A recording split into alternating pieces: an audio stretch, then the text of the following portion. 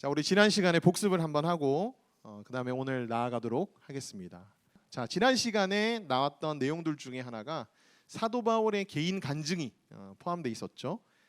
사도 바울이 셋째 하늘에 갔다 온 그런 신비로운 체험의 역사를 사도 바울이 간증을 하는 그런 내용들이 포함이 되어 있었습니다. 네, 거짓 사도들이 사도 바울이 신비적인 체험이 없는 것 같다, 그래서 그는 사도가 아닌 것 같다, 그러면서 고린도 교회 사람들이 이제 현혹했었습니다. 사도 바울이 신비적인 체험이 없다고 생각한 이유는 사도 바울이 자신의 어떤 신비적인 체험에 대해서 간증을 거의 안 했었기 때문에, 마치 사람들이 사도 바울은 신비적인 그런 체험이 없는 것처럼 생각을 했던 거죠. 하지만 사도 바울은 이제 거짓 사도들과 사람들이 현혹하는 이들 때문에 내가 이 신비한 체험을 한 것이 너희에게 얘기하는 것이 무익함에도 불구하고 내가 어쩔 수 없이 너에게 얘기한다라고 이제 서두를 떼면서 자신이 삼층천에 갔다 온 얘기들을 합니다. 그러면서 사도 바울이 간증을 급하게 마무리를 지으면서 이렇게 얘기를 했죠. 나를 보는 바와 내게 듣는 바에 지나치게 생각할까 봐 내가 간증을 그만두노라 라고 표현합니다. 아마도 자신을 신격화할까 봐, 그리고 자신이 얘기한 내용을 너무 지나치게 너무 왜곡해서 받아들일까 봐 사도 바울이 급하게 자신의 간증을 제안합니다. 신비적인 체험은 한편으로는 경험하는 개인에게는 믿음을 고양시킬 수도 있지만 왜곡된 인식을 가지게 해서 또 사람들을 시험에 들게 만들 수도 있거든요. 사도 바울이 이런 신비적인 체험에 대한 균형 잡힌 어떤 시각들을 우리가 살펴볼 수 있는 그런 말씀들이 지난 시간에 있었습니다. 그리고 사도 바울은 또 육체의 가시에 대해서 얘기하죠. 육체의 가시에 대해서는 여러 가지 견해들이 있다고 지난 시간에 말씀을 드렸습니다. 그것을 질병으로 보는 학자들도 있고요. 그 다음에 사도 바울을 공격하는 어떤 대적자들을 육체의 가시로 보는 입장도 있습니다. 그리고 사도 바울의 죄성을 공격하는 그런 사탄의 유혹도 이제 육체의 가시로 보는 그런 학자들의 견해들도 있거든요. 그러나 어느 것이든 상관없이 중요한 것은 이 육체의 가시는 사도 바울이 하나님의 사역을 감당하는 데 있어서 어려움과 방해를 초래했던 것은 확실히 한 것 같아요.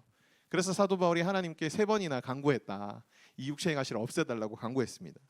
그럼에도 불구하고 하나님이 내게 내 은혜가 족하다라고 말씀하시면서 그 육체의 가시를 없애주지 않으셨죠.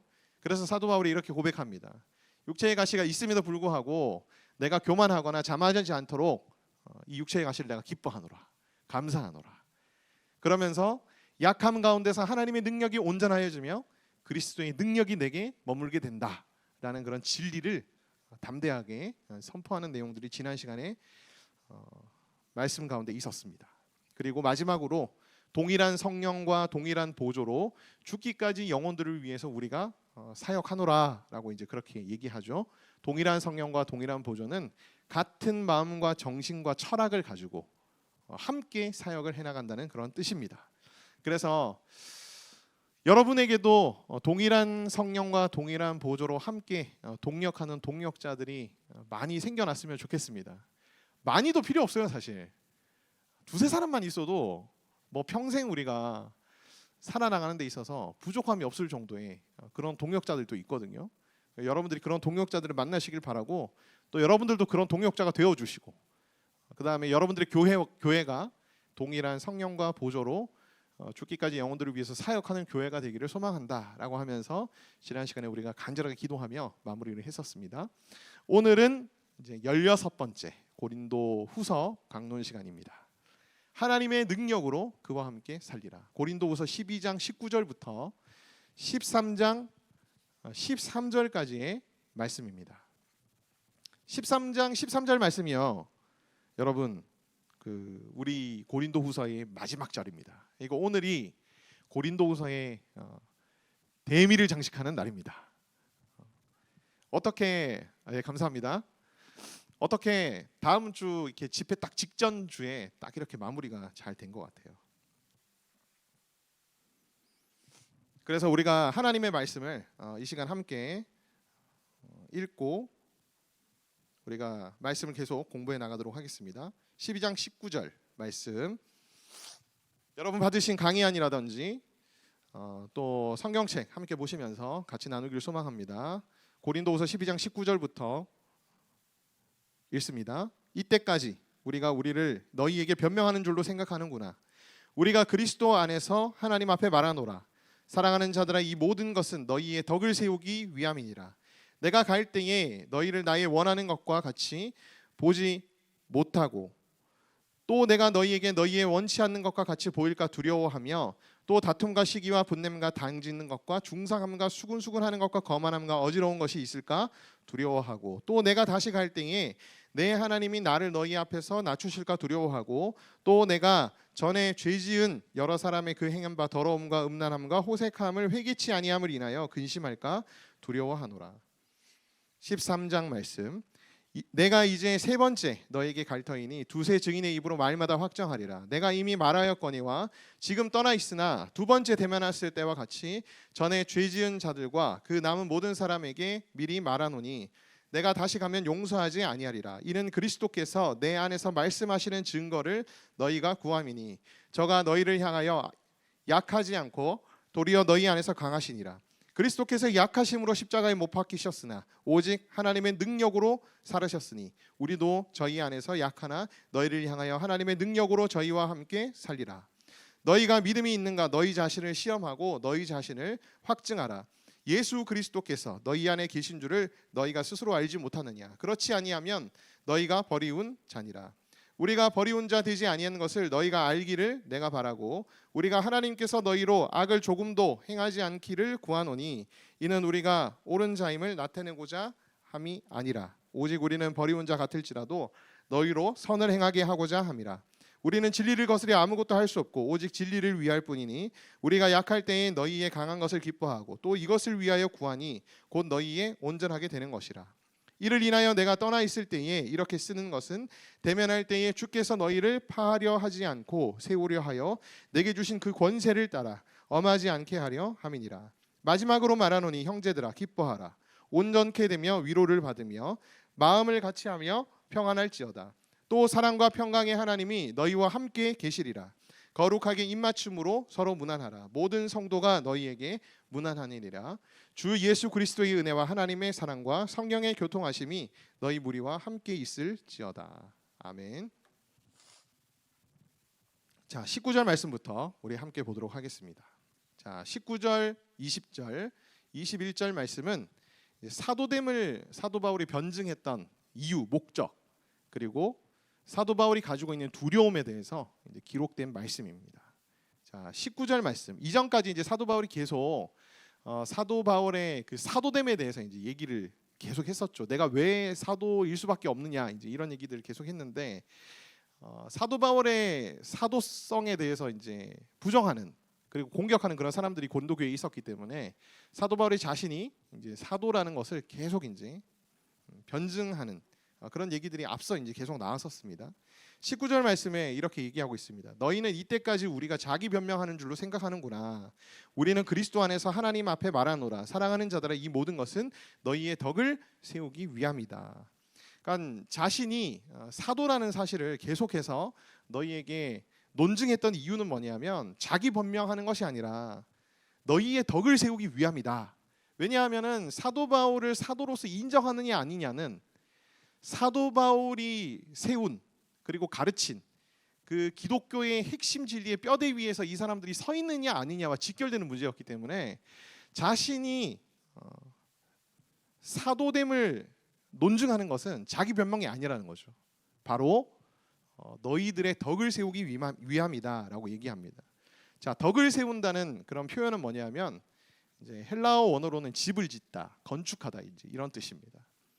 그러면 덕을 세운다는 의미는 어떤 의미를 함의하고 있을까요?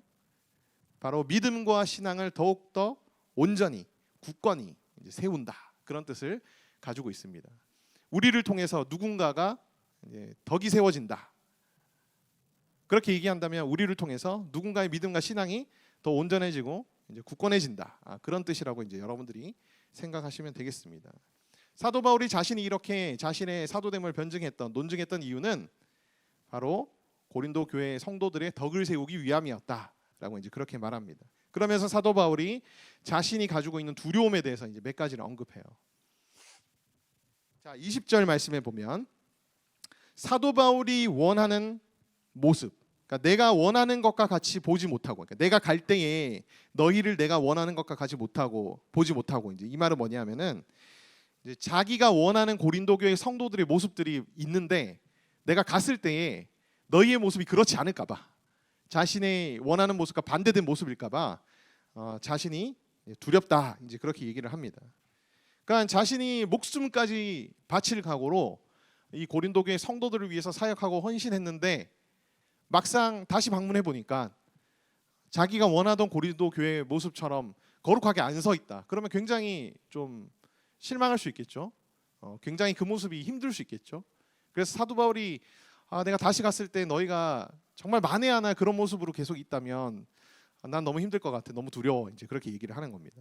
두 번째로는 고린도 교회 성도들이 원치 않는 대응을 사도 바울 자신이 하게 될까 봐 두렵다.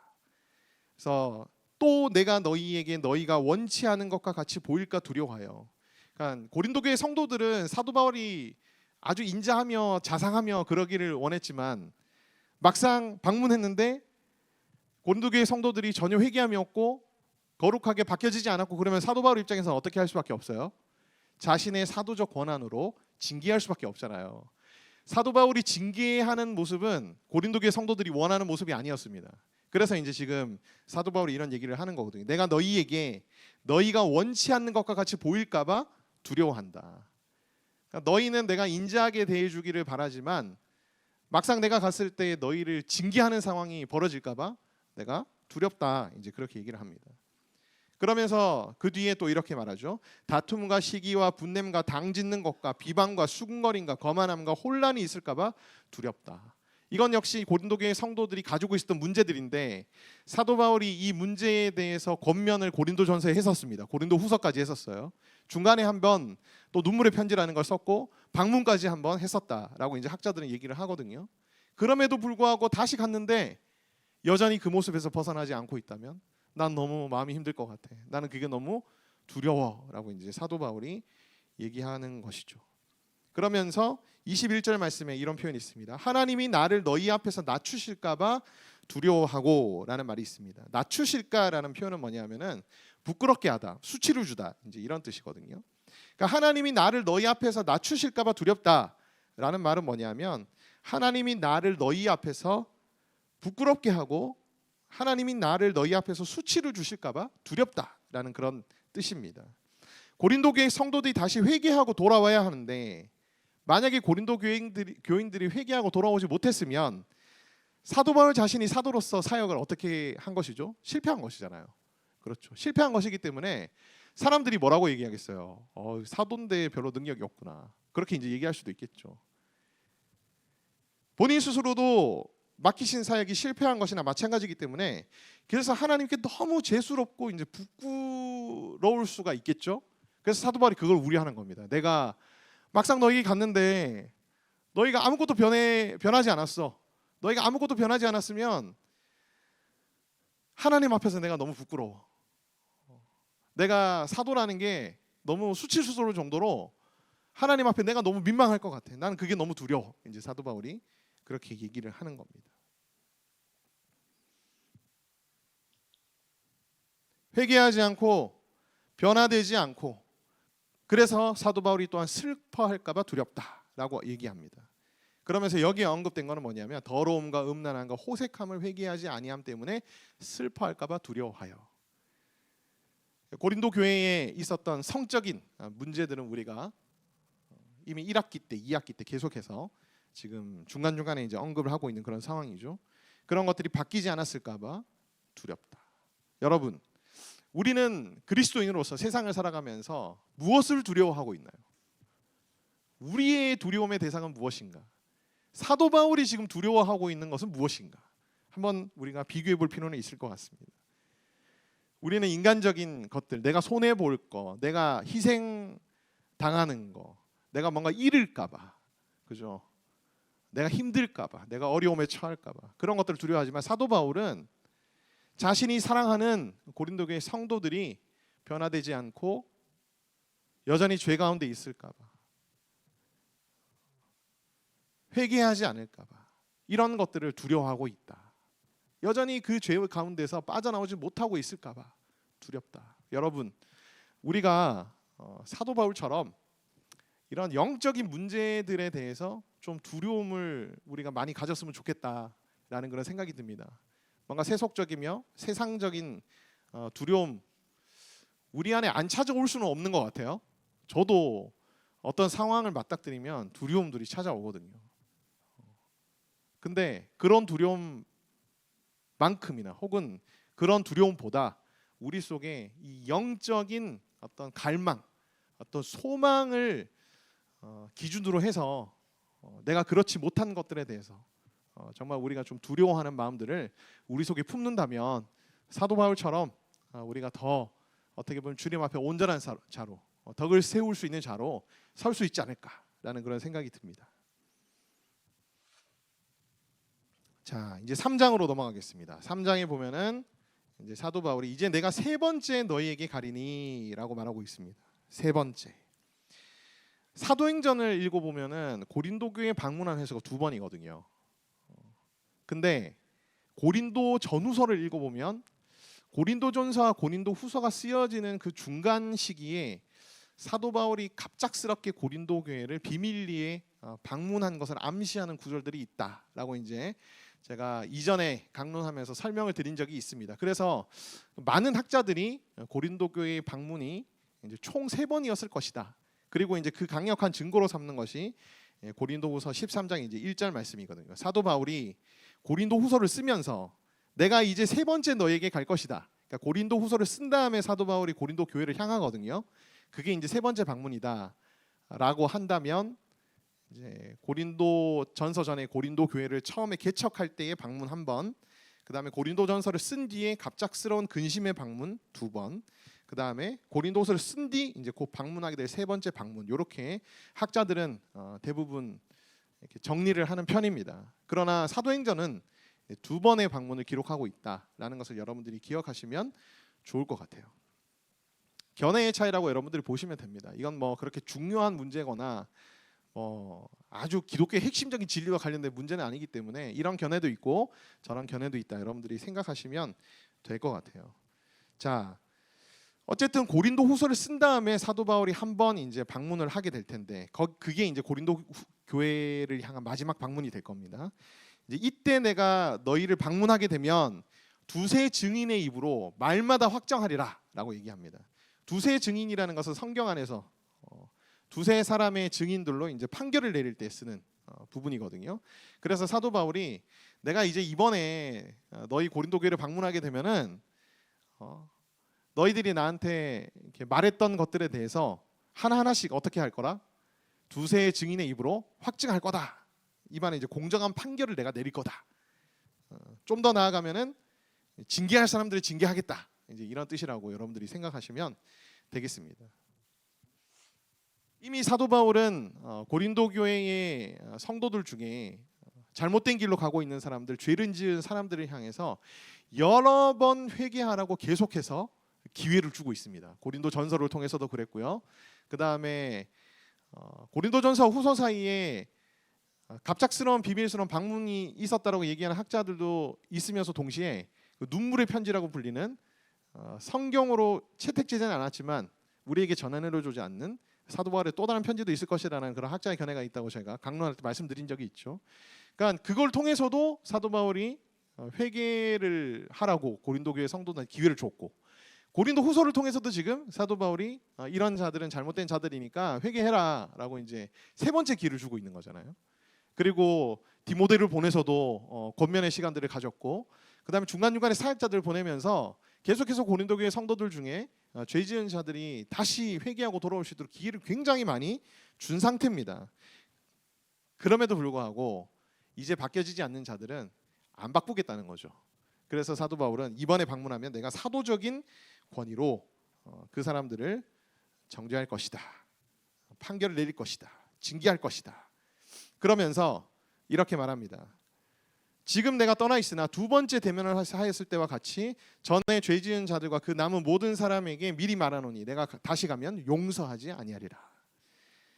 그래서 두 번째 방문할 때 이제 확인했었던 문제 있는 자들, 문제 있는 자들뿐만 아니라 그 이후에 문제가 돼서 고린도 후서에서 언급됐던 그런 거짓 사도들과 및 죄를 저지르는 그런 고린도교의 성도들, 이 사람들에게 내가 다시 갈 때까지 회개하지 않으면 내가 용서하지 아니라, 그렇게 이제 말씀하고 있습니다. 그래서 전체적으로 우리가 좀 고린도 전후서에 있었던 범죄자들을 쭉 한번 이제 열거를 해보면, 첫 번째는 영지주의자들의 영향을 받은 그런 잘못된 리더십과 그다음 그를 따르는 무리들이었죠. 영지주의 안에는 여러 가지 영지주의가 있다고 말씀드렸습니다. 율법적인 것들을 강요하는 그런 율법주의적인 영지주의가 있고요. 그 다음에 쾌락주의적인 영지주의자가 있다. 그래서 고린도전서에 보면 문란한 성관계에 대해서 막 성도들을 현혹해가지고 막 이렇게 음란에 빠지게 하는 그런 지도자들도 있었다. 또 신비주의적 영지주의자, 우리 삼층천 얘기할 때 나눴던 것처럼 사도 바울이 신비적인 경험이 없기 때문에 그는 지도자가 될 자격이 없다라고 얘기했던 그런 거짓 사도들이 이제 바로 신비주의적 영지주의자들입니다. 사도 바울은 이런 사람들을 통틀어서 말씀을 혼잡하게 하는 사람이라고 얘기도 했었거든요. 그리고 거짓 사도들과 거짓 교사들이라고도 부르기도 했습니다. 사도 바울을 비방하는 자들과 사도로서의 권위를 부정하는 자들이죠. 그 외에도 분열을 일으키고 파당을 형성하고 당을 지으며 서로를 이렇게 욕하게 만들었던 그런 이 관계 문제를 심각하게 일으켰던 그런 자들까지도 사도 바울은 내가 다시 갔을 때까지도 바뀌어지지 않았다면 내가 용서하지 아니리라, 이제 그렇게 표현하고 있습니다. 자, 그러면서 사도 바울이 이제 다시 한번 자기 자신에 대해서 예수님을 예로 들면서 이제 변증하는 그런 내용이 나오거든요. 3절 4절 말씀입니다. 이는 그리스도께서 내 안에 말씀하시는 증거를 너희가 구함이니, 이 말은 뭐냐면은 고린도 교회 성도들 중에 어떤 사람들이 사도 바울은 너무 약해 보여. 그리고 뭔가 리더십으로 봤을 때 뭔가 있어 보이지도 않아요. 그죠? 그래서 말도 잘 못하고 막상 대변했을 때 말도 잘 못하고 사람이 되게 초라해 버리고 행색이 되게 좀 몰골이 말이 아니고, 그다음에 돈도 뭐 없이 너무 가난하고, 이제 이런 사도 바울을 향해서 막 비방하고 조롱하면서 야, 그 사람이 무슨 뭐 하나님의 사도라고 할 수 있냐, 막 이제 그렇게 얘기했던 그런 사람들도 있었고, 그런 얘기들을 듣고 사도 바울을 실제로 공격했던 성도들도 있었다라고 지난번에 말씀드린 적이 있잖아요. 그런 사람들이 사도 바울한테 이제 무엇을 요구했냐 하면은, 너가 진짜 사도라면 그리스도의 말씀을 전하는 사도라는 증거를 우리한테 내놔봐 라고 이제 요구를 했었다는 거예요. 그거를 이제 사도 바울이 3절 말씀에 뭐라고 표현했냐면은, 그리스도께서 내 안에 말씀하시는 증거를 너희가 구했었다, 이제 이렇게 얘기를 합니다. 사도 바울은 이제 이때 이렇게 반박하거든요. 그는 너희에게 대하여 약하지 않고 도리어 너희 안에서 강하시니라. 그는 누구겠습니까? 그리스도죠. 근데 그리스도는 4절 말씀에 보면은 약하심으로 십자가에 못 박히셨으나 하나님의 능력으로 다시 살아계시니, 그러면서 이제 다시 자기 얘기를 합니다. 우리도 그 안에서는 약하나 너희에 대하여 하나님의 능력으로 그와 함께 살리라 라고 이제 그렇게 사도 바울은 자신에 대해서 논증하죠. 그리스도도 약하신 상태에서 십자가의 죽임을 당하셨으나 하나님의 능력을 덧입어서 살아나셨듯이, 우리도 너희가 볼 때는 약해 보이고 볼품없어 보이지만 하나님의 능력을 덧입어 그와 함께 살아있고 우리는 하나님의 사도로서 사역하고 있는 것이다. 너희가 나의 약함을 가지고 내가 진짜 사도라는 것을 의심하고 사도라는 것에 대한 증거를 보여달라고 얘기하는 것은 예수님을 봐서라도 말이 안 되는 얘기고 앞뒤가 안 맞는 얘기다. 사도 바울이 그렇게 얘기하고 있습니다. 우리는 종종 있어 보이려고 노력을 많이 합니다. 그리고 세 보이려고도 노력을 많이 하죠. 야, 호구되지 않으려면 목소리가 커야 된다고. 막 그런 얘기들 사람들이 많이 하잖아요. 실제로도 우리도 그렇게 생각을 해서 그렇게 행동하는 경우들도 참 많은 것을 보게 됩니다. 무시당하지 않기 위해서 혹은 이제 성공하기 위해서 있어 보이고 강해 보이고 혹은 외적으로도 우리가 굉장히 잘 꾸며야 된다, 뭐 그런 포장을 잘해야 된다, 이런 얘기들 많이 하지만 여러분 우리가 정말 필요한 것은 뭐냐면 하나님의 능력을 덧입는 것이다. 이 세상 가운데서도 우리가 하나님의 일꾼으로서 온전히 서 있으려면 우리가 가장 덧입어야 될 첫 번째 최우선 순위가 뭐냐면 하나님의 능력이다. 하나님의 능력. 세상 사람들이 얘기하는 덧입어야 된다고 얘기하는 그런 것들은 필요 없거나 하나님의 능력 이후에 우리가 뭐 추구할 수 있을 만한 아주 그냥 찌끄레기 같은 것들, 그런 거라고 여러분들이 생각하셔야 됩니다. 우리는 하나님의 능력을 덧입는 자들이 되기를 간절히 바랍니다. 아멘. 관계의 문제에 있어서도 그렇고요. 여러분들이 회사 생활을 하는 데 있어서도 그렇고, 가족 간에 있어서도 그렇고, 교회에 있어서도 그렇고, 여러분들이 뭔가 고민되는 문제가 있다면 여러분 무엇을 위해서 기도해야 됩니까? 하나님의 능력을 내게 덧입게 해 주십시오. 그것이 가장 중요하다는 것을 우리가 기억하기를 소망합니다. 자, 5절 말씀에 보면 너희는 믿음 안에 있는가 너희 자신을 시험하고 너희 자신을 확증하라. 예수 그리스도께서 너희 안에 계신 줄을 너희가 스스로 알지 못하느냐. 그렇지 않으면 너희는 버림받은 자니라. 그래서 이제 5절 말씀에 보면 믿음 안에 너희가 있는가 스스로를 시험하고 확증해라 라고 이제 그렇게 얘기를 합니다. 올바른 진리의 길 위에 서 있는지, 잘못된 길로 가고 있는 건 아닌지, 너희가 정말 구원받은 자가 맞는지, 구원 얻을 만한 믿음을 너희가 가지고 있는지 너희가 스스로 시험하고 증명해내라 라고 이제 사도 바울이 그렇게 말합니다. 구원의 확신이 있으십니까? 라는 질문을 우리가 많이 하죠. 구원의 확신이 있으십니까? 라고 물어봤을 때 네, 있습니다 라고 이제 우리가 얘기할 수 있다면 우리는 확증한 상태입니다. 확증한 상태예요. 근데 구원의 확신이 있습니까? 오늘 죽어도 당신은 하나님의 나라 천국에 들어갈 수 있습니까? 라고 얘기했을 때 글쎄요, 잘 모르겠습니다 라고 얘기한다면 아직 여러분들은 확증된 상태는 아니거든요. 그래서 여러분들이 이런 상태에 있는 분들은 최우선 순위의 기도 제목이 뭐여야 되느냐? 구원의 확신을 내게 허락해 주십시오. 그것만큼 중요하지 않은 일이 그것만큼 중요한 일이 어디 있습니까? 우리가 언제 죽을 줄 알아요? 근데 영원한 생명이 우리 가운데 있다는데 내가 거기에 대한 확신 없이 살아가고 있다?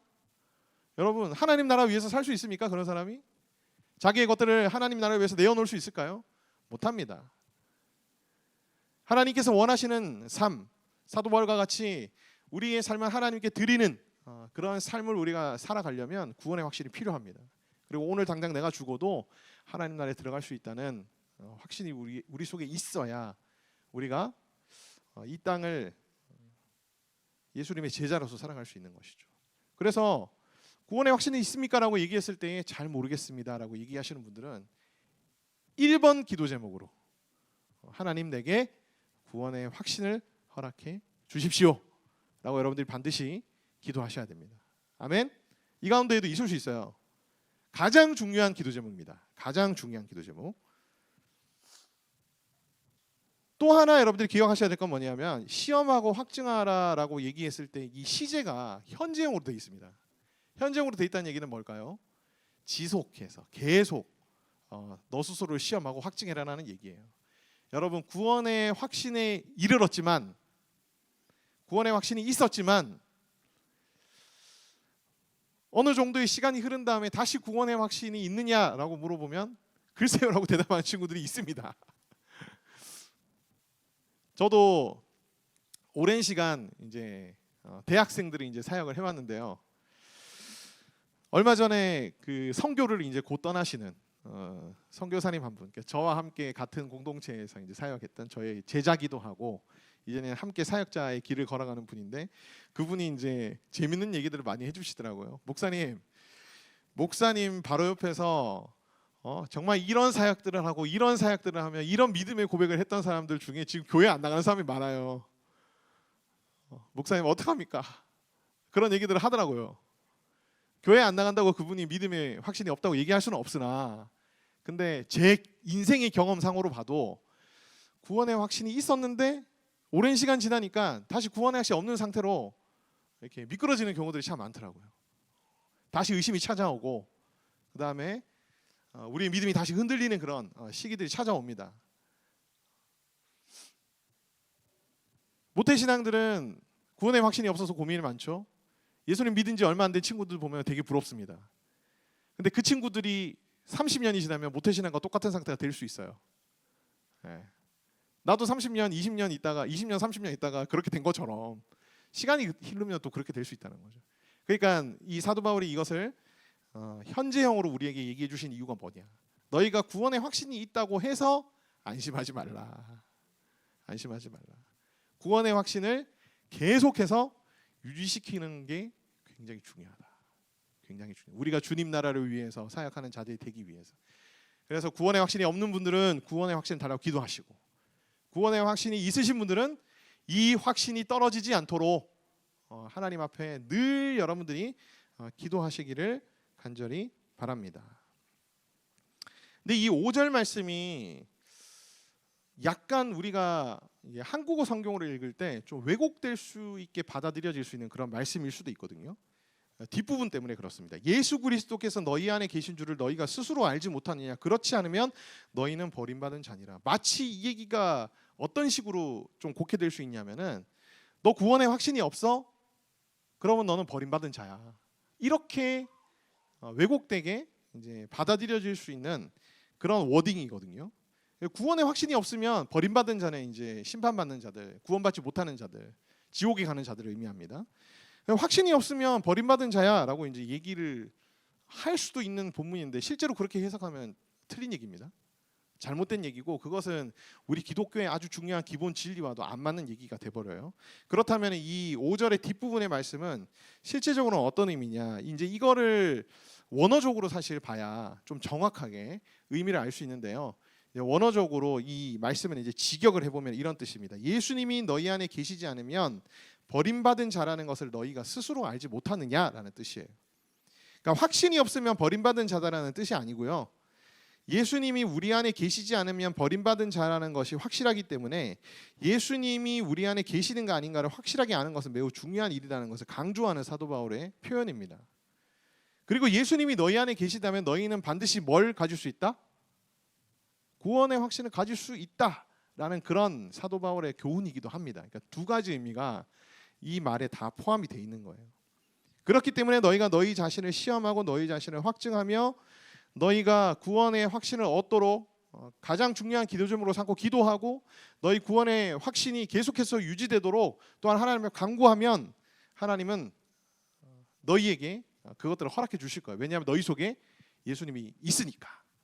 그런 의미로 여러분들이 생각하시면 되겠습니다. 자, 6절 7절 말씀 보겠습니다. 고린도 교회를 향한 바울의 소망입니다.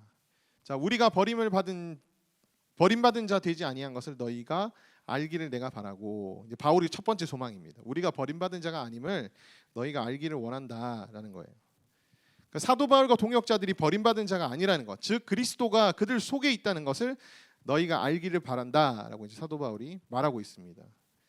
그래서 이제 사도 바울을 비방하고 공격하며 사도 바울의 사도됨을 의심했던 자들이 이제 그 모든 의심의 구름을 걷어내고 사도 바울이 하나님이 세우신, 예수님이 세우신 사도라는 것을 인정하며 그의 가르침과 교훈을 받아들이고 따르는 자들이 되기를 바란다라는 그런 속뜻이 이제 담겨 있는 거죠.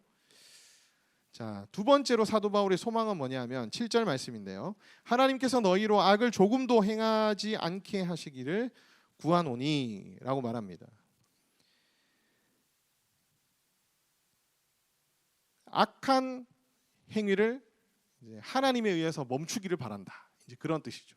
여러분, 우리는 우리 힘으로 악한 일을 멈추기가 참 어렵습니다. 이거는 진짜 하나님의 능력을 더듬지 않고서는 우리가 우리의 죄를 끊어낼 수가 없는 문제거든요. 그래서 사도 바울이 굳이 표현을 이렇게 써요. 하나님께서 너희로 악을 조금도 행하지 않게 하시기를 구하노라 라고 이제 사도 바울이 그렇게 표현하고 있습니다. 우리는 버림받은 자 같을지라도 너희는 선을 행하게 하고자 함이라 라고 얘기하죠. 내가 이런 것들을 바라는 이유는 우리가 옳은 자임을 나타내고자 함이 아니다. 너희가 설사 우리를 버림받은 자로 여길지라도 내가 이 얘기를 지금 하고 있는 이유는 너희가 선을 행하는 자들이 되기를 바라기 때문이다. 이제 사도 바울이 그렇게 표현하고 있는 겁니다.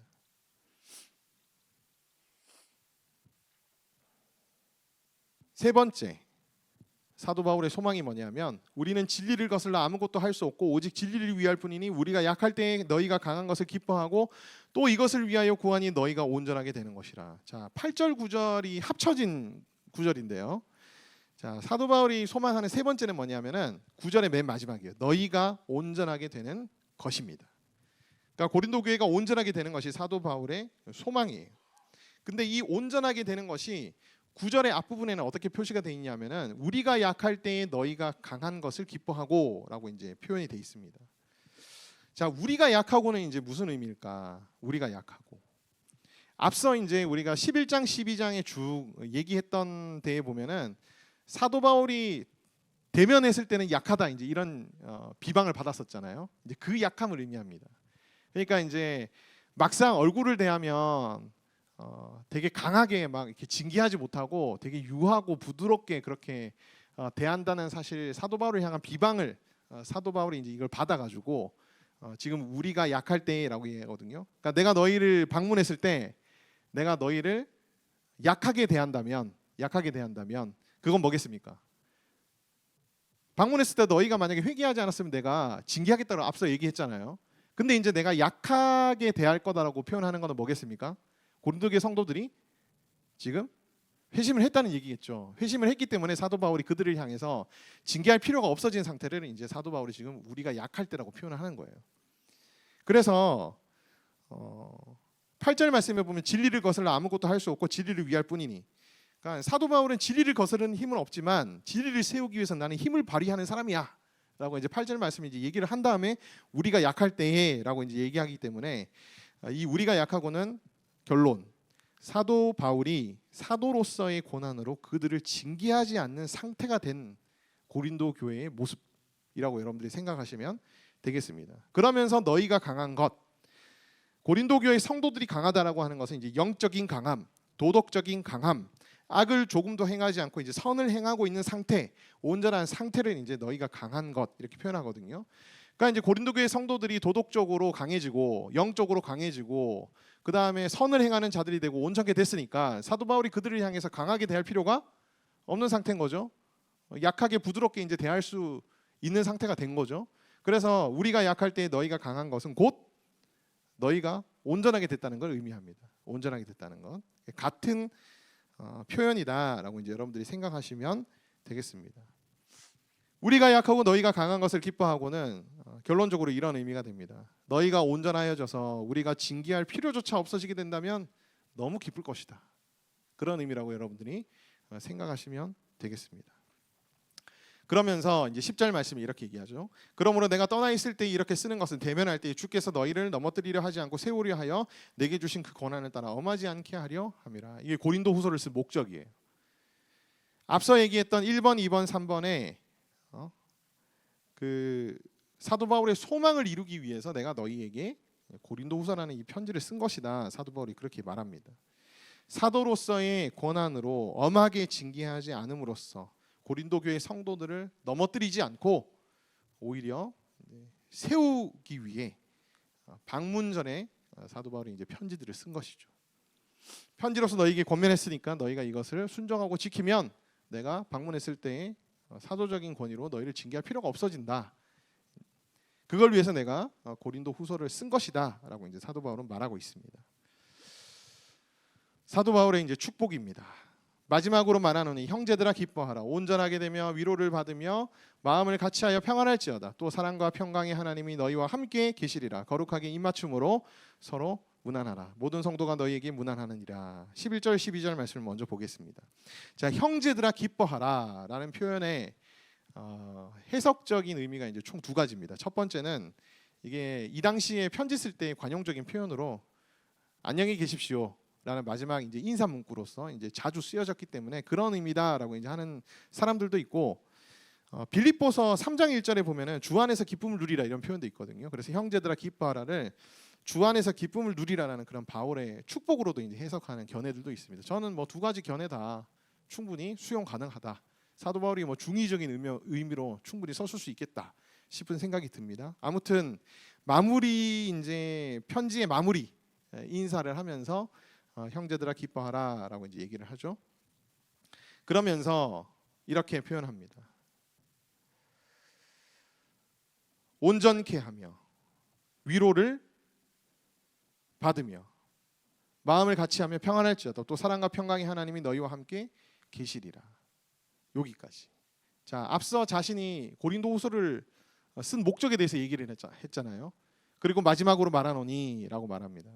그렇기 때문에 우리가 이 말씀을 어떻게 받아들일 수 있냐면, 적용할 수 있냐면, 고린도후서를 하나님이 어떻게 우리에게 전달해 주셨죠? 하나님의 절대적인 말씀으로, 성경으로 이제 우리에게 전달해 주셨잖아요.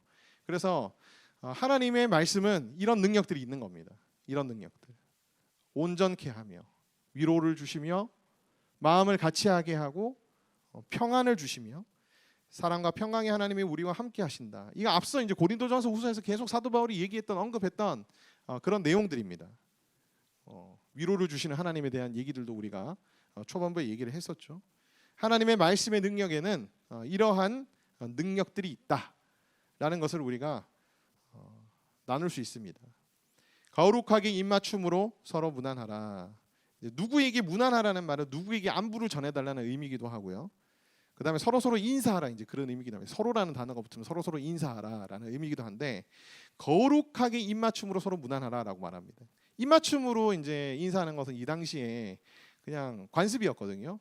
뭐 볼이나 아니면 어깨에 이제 입을 맞추면서 이렇게 인사하는, 친근함을 표현하는 방식은 이 당시에 이제 관습적인 헬라의 문화였는데, 사도 바울은 그 앞에다가 뭘 붙이냐면은 거룩하게라고 붙입니다. 거룩하게. 그러니까 우리 그리스도의 인사는, 그리스도인들의 인사는 그냥 그저 세상 사람들이 서로 하는 인사랑은 다르다는 거지. 거룩하다는 거죠. 거룩하다는 거. 그리스도인의 인사가 거룩한 이유는 뭐겠습니까? 사도 바울이 계속해서 이제 얘기하잖아요. 무난하라고 얘기할 때는 사도 바울이 그리고 12절 말씀에 모든 성도가 너에게 무난한다. 그러니까 이제 마게도니아 교회뿐만 아니라 이 땅의 모든 교회가 너에게 무난한다. 이 얘기는 뭐겠습니까? 너희와 사귐이 있고 교제가 있고 하나가 되며 연합되기를 바란다는 그런 의미들이 사실 이 안에 포함이 되어 있는 거죠. 그래서 사도 바울은 마지막 인사로 다시 한번 이 고린도 교회 성도들에게 부탁합니다. 너희가 다시 하나가 되시고 그 다음에 연합하셔라.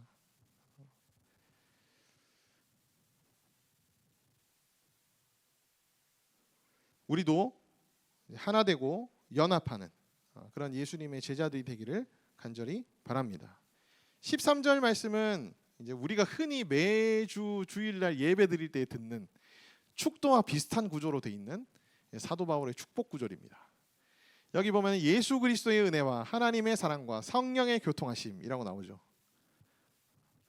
여러분 축도 들으시면서 궁금한 거 없으셨어요?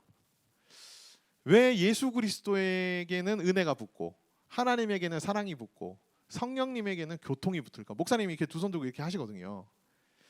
예수님에게 사랑이 붙으면 안 되고 하나님에게 은혜가 붙으면 안 되는 건가? 라고 이제 여러분들이 생각하실 수 있는데 예수님이 하신 일을, 주되게 하신 일을 우리가 생각해 보면 은혜라는 단어를 붙이는 것이 가장 적합합니다. 왜요?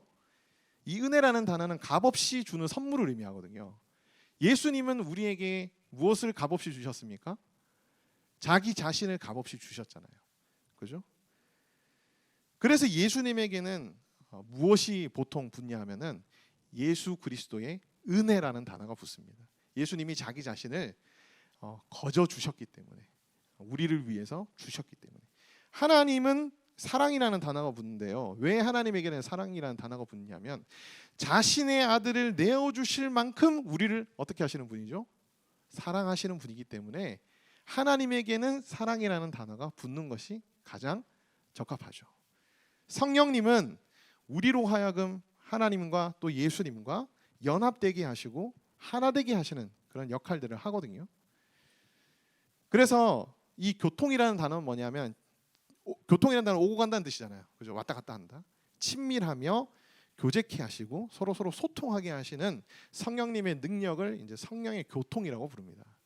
그래서 우리가 하나님과 친밀해지고 하나님과 가까워지며 하나님의 뜻이 내 안에 내가 하나님의 뜻대로 이제 행하는 자들이 되기 위해서 성령의 교통하심의 능력이 우리 안에 필요하다는 거죠.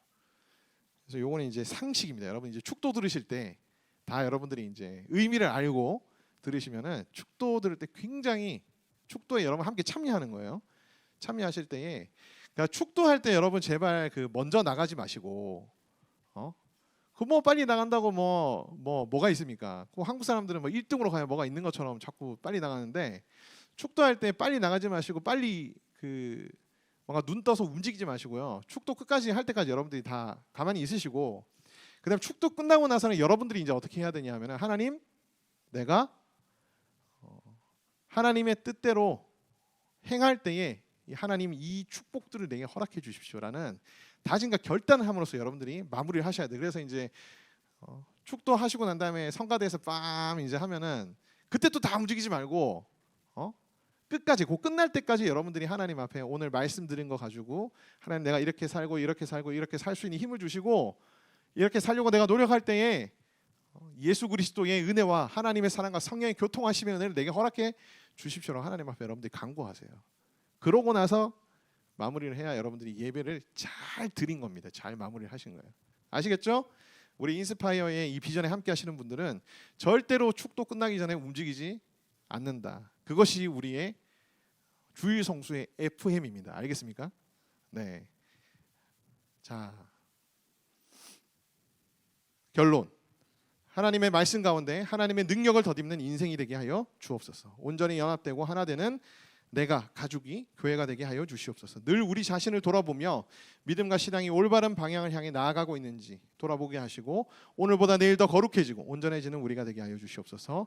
더욱 온전한 그리스도의 제자가 되기를 간구합니다. 피 흘리기까지 죄에 대항하게 하여 주시고 죄를 이기게 하여 주옵소서.